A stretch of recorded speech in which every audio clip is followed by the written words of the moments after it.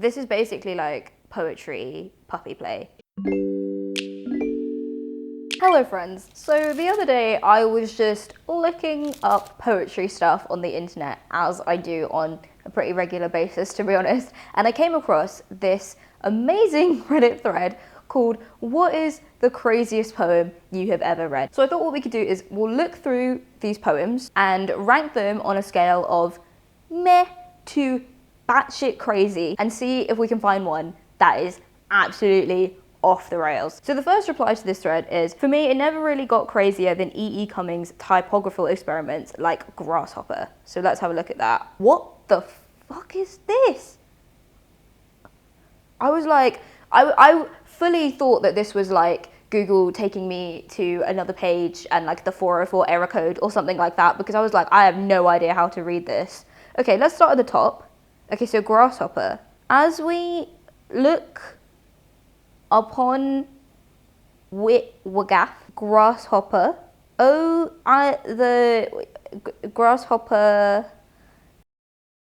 Alright, I'm gonna put this one at maybe like a 7 out of 10 crazy. I feel like we can get crazier than this. So the next one is Who Are Your Closest Friends? By Philip Lope. So the poem says, we who are your closest friends feel the time has come to tell you that every Thursday we have been meeting as a group to devise ways to keep you in perpetual uncertainty, frustration, discontent, and torture by neither loving you as much as you want nor cutting you adrift. Your analyst is in on it, plus your boyfriend and your ex-husband, and we have pledged to disappoint you as long as you need us. This is some tea. Philip, my guy, what were you going through to write this poem? This is like the 1940s version of like the ultimate subtweet, do you know what I mean? I feel like that's not that crazy. Maybe, let's give it like a 6 out of 10. We're getting lower though, which isn't really the direction that I wanted to go in. Eating Poetry by Mark Strand. Ink runs from the corners of my mouth. There is no happiness like mine. I have been eating poetry.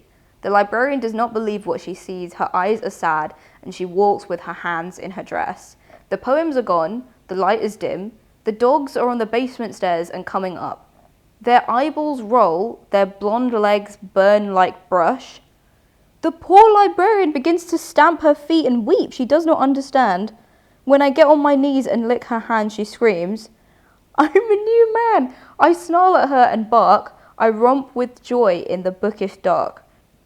Okay, we gotta give that like a 10 or like a 9. I feel like I'm gonna give it a 9 out of 10 crazy, because what? This is basically like poetry, puppy play. I have no idea how to interpret this. As a side note, I just wanted to add that after I filmed this, I found someone who said there's a creepy poster of this in my English classroom. It only has the first stanza and I still thought it was weird. I tried to click on the link, but they didn't have the image, but they said, I find it funny that they're trying to encourage young people to read poetry with this poster, when in reality, it probably just made a lot of people think poetry is made by crazy, ink-eating furries who lick people. They're not wrong. Okay, this is the kind of crazy that I think we are after, where it says, here are a few of my 2 favorite poems. Little cat, you're just like me. You go outside and squat to pee. Squat, squat, squat, squat, squat. I'm not done. Squat, squat, squat. The end.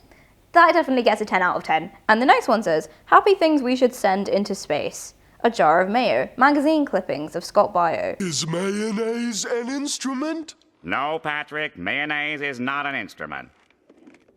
Horseradish is not an instrument either. That song that starts with Deo. I don't know why, but when they said Deo, it really reminded me of Pitbull. Oh, we have a personal story that says, in high school in a creative writing class, a guy wrote a poem about screaming in a pillow, but then he starts shoving it in his mouth, biting it apart, eating the feathers, then vomiting the pillow out into like feather clouds. It was actually a great poem. I should have saved it. Damn, that's pretty ballsy to be able to get up and say that in front of the entire class. That definitely gets like a 9 out of 10, purely for the level of craziness you would have to have internally to actually go up and say that to people. But to be fair, that's also what I do sometimes, so come to my shows. Someone has put a Rudyard Kipling poem, who is basically known as the colonist's poet because he was a massive colonialist. So let's see what this poem about a young British soldier is like. Okay, so I don't know much context about this poem, but it seems like it's meant to be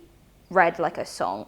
And if we read the last bit, when you're wounded and left on Afghanistan's plains, and the women come out to cut up what remains, just roll to your rifle and blow out your brains, and go to your god like a soldier of the Queen. Right, I think that is a good place to end it, because as we all know, if someone's a massive colonialist, that in itself is 10 out of 10 crazy. So I hope you have enjoyed this slightly different video from what I normally do. If you'd like to see me chatting more about poetry and reacting to some more poems, you can watch this video here where I went through poetry TikTok and also basically went on a massive run. And as always, I hope you're having a lovely day, and I will see you over there in the next video. Bye.